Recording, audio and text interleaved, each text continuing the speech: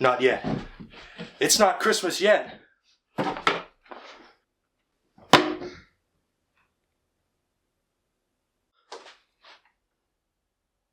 How about Resident Evil 4, huh?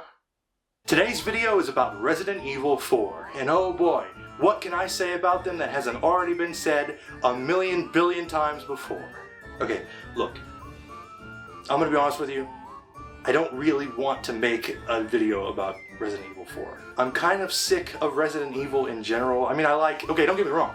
I like games. I love games, and I will continue to play video games because I am a gamer, of course.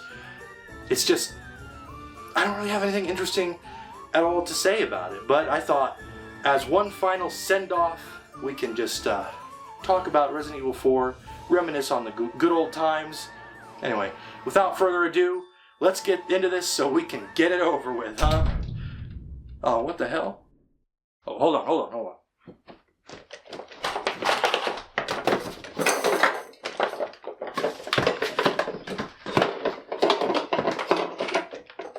Where did I put that damn flashlight?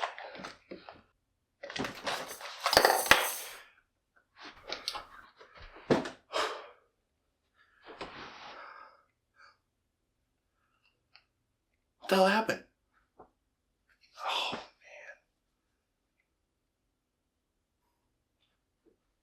Looks like I'm gonna have to go restart the generators. Wait. I refilled them this morning. That means someone must have shut them off. Well, looks like I'm staying inside for the rest of the night. Shit, I had a whole thing planned. There were gonna be fireworks and everything.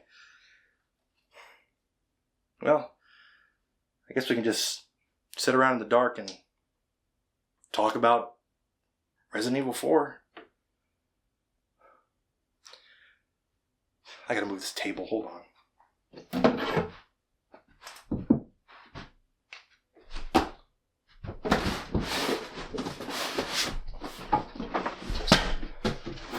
All right.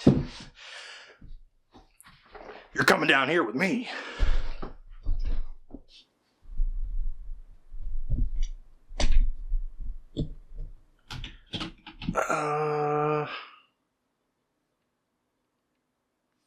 Good enough? So, Resident Evil 4. It's a good one. It's one of my favorites. It's, in a way, made me who I am today. I was playing video games before I was even in kindergarten, but because of our economic status, we were always a generation or two behind the times. While everyone else was playing the Xbox 360 and PS3, I was stuck with Tetris and Alex Kidd and GTA San Andreas, and this shitty BMX game I can't really remember the name of. And because of our economic situation, that was pretty much all we had for a long time. Which is why it was a big surprise when one day my parents came home with a Nintendo Wii and a copy of Resident Evil 4. Not to sound cliche or anything, but it kind of reshaped what I thought video games could be. Tetris was cool and all, and in San Andreas, well, all they ever did in that game was drive around and shoot people, but this was different. It was an honest-to-goodness capital V video game. It was unlike anything I had ever experienced. The gameplay was engaging, the story was intriguing, the cutscenes were, well, to me they felt pretty much like a movie. I mean, in my opinion, they're still some of the best looking cutscenes in gaming. And Leon? Well, he's just straight up a cool guy. Yeah, these were all new concepts to me. And I think the craziest part is, I'm not good at video games, and I wasn't good back then, but somehow, I was good at this one.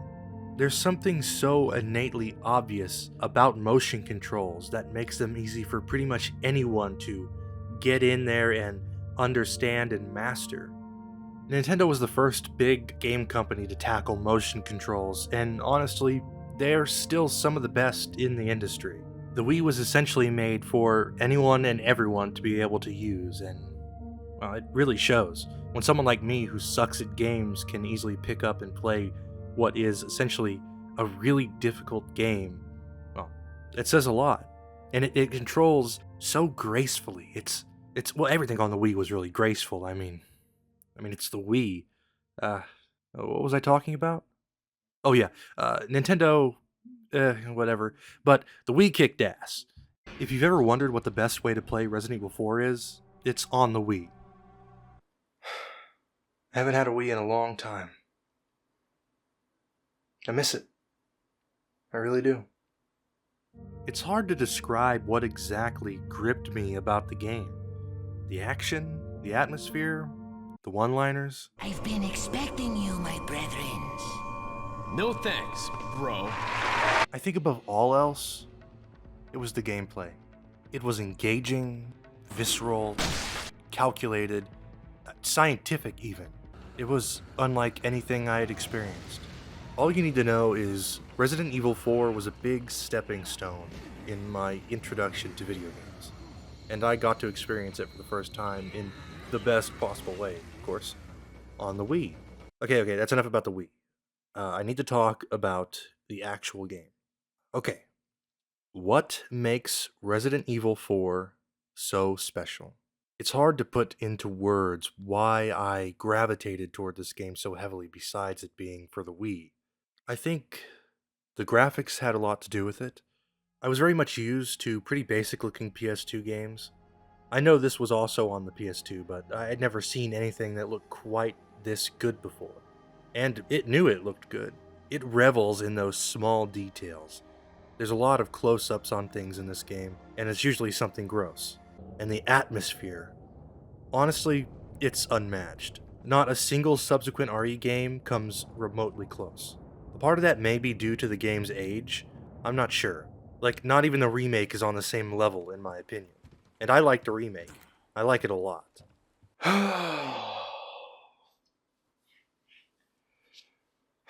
I had my script on my computer. I did not memorize it. The gameplay. It's really good. I like it. Let's be honest. RE4 is old. It's almost as old as I am. And I don't mean to sound snobby or pompous or anything like that, but I enjoy older games more than most people in my demographic tend to.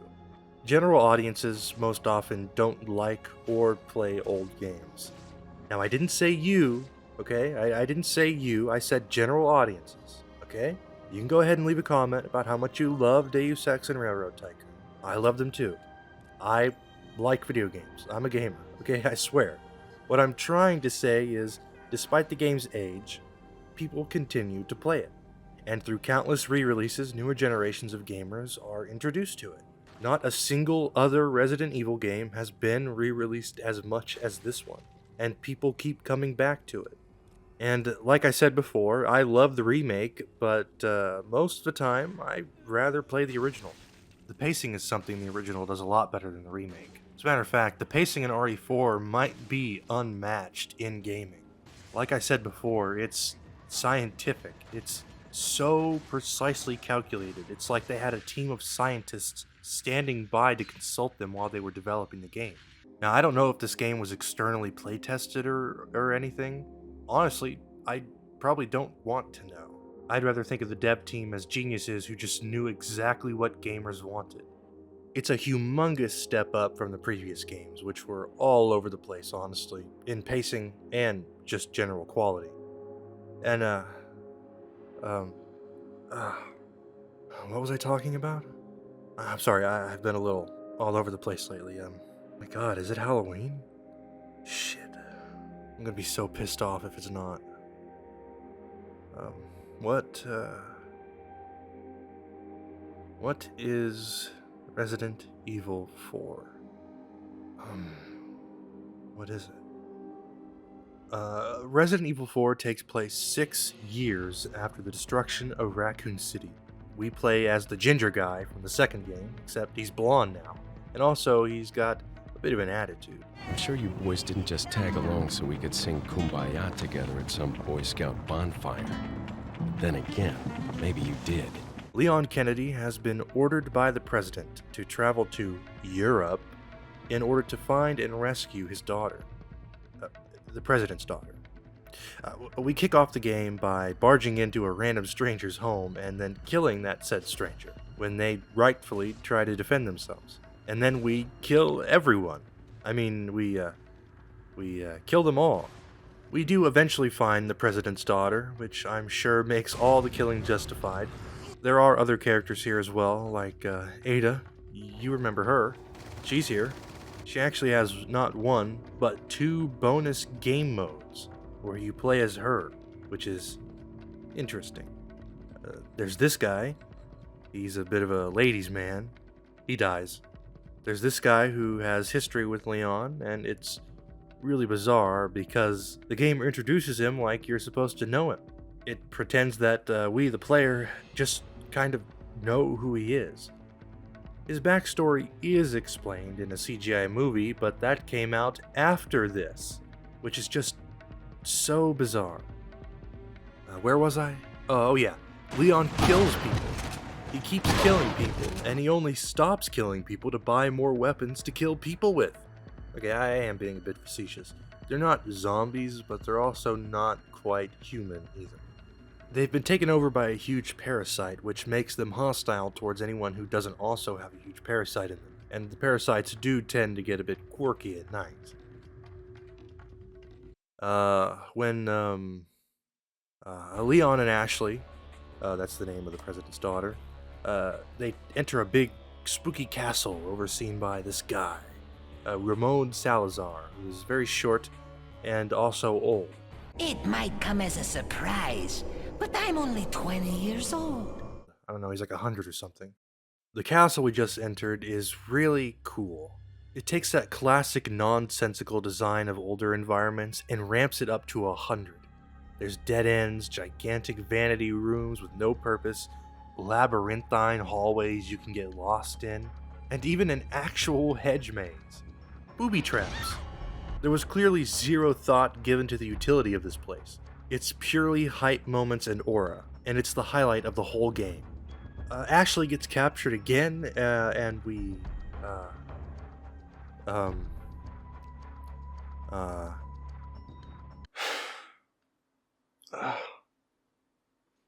something's not right. Something's not right. With the help of Ada, Leon pursues Ashley to an island where the heat's cranked up big time. The villagers are gone and now replaced with straight up army guys who are faster and much more plentiful. And also, there's guns now. There's also these things which I've been told are scary. I don't really know. We rescue Ashley and we go have one last fight before it's all over. I haven't actually told you about this guy, but he's the cult leader. He's controlling the parasites. He's been there since the beginning. Look, there he is. And now he's dead. Goodbye, Ada. Goodbye, weird army island. And we'll use a jet ski to ride off into the sunrise.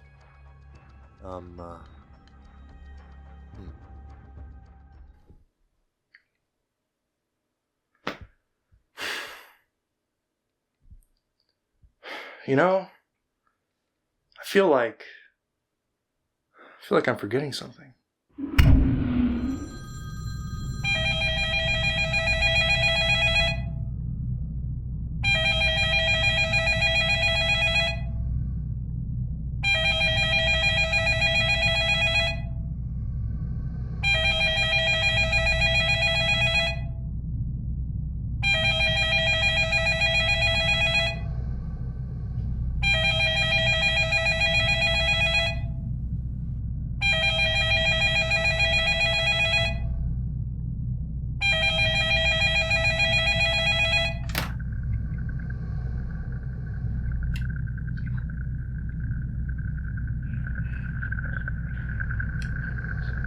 Hello?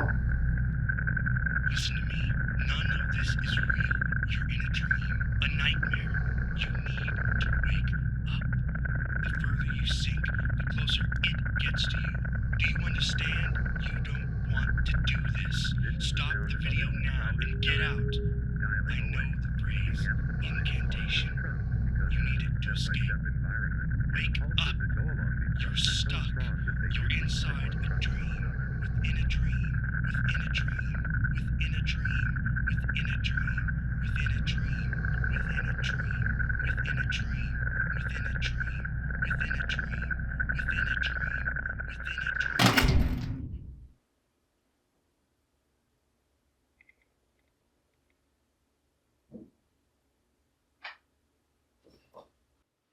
Anyway, back to it. Once the game ends, after everything, we get to watch the credits. They're they're not quite what you might expect. RE4 from start to finish is pure non-stop action and one-liners. And after all of it, there's this somber music and a truly sad story. We see the villagers that we slaughtered endlessly at the start of the game. We see how prosperous they were. We see how they were taken advantage of, how they were turned into monsters. We spend the entire game killing thoughtlessly, only to be punched in the face by a reminder that these were people living in peace, taken advantage of, forced to do these things against their will.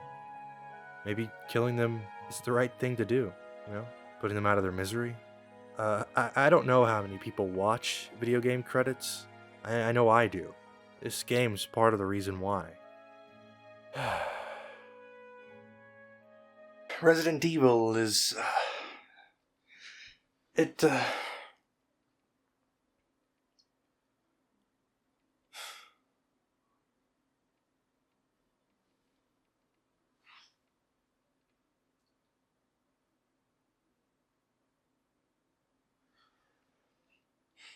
I love this game.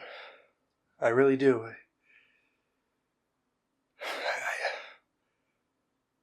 I don't know what to say. What am I supposed to say? Behind the characters, the action, the gameplay systems, weapons, upgrading, the level design, and the atmosphere is a game that's fun. Back when we first got that Wii, it became a family tradition to gather around and play. Me, my brother and sister, mom and dad, grandma even, would gather around in the living room and play the Mercenaries mode. We'd compete one after another to get the highest score every night after dinner. Even my mother, who easily gets motion sick, was able to play this, and she was pretty damn good at it too. I really miss those days.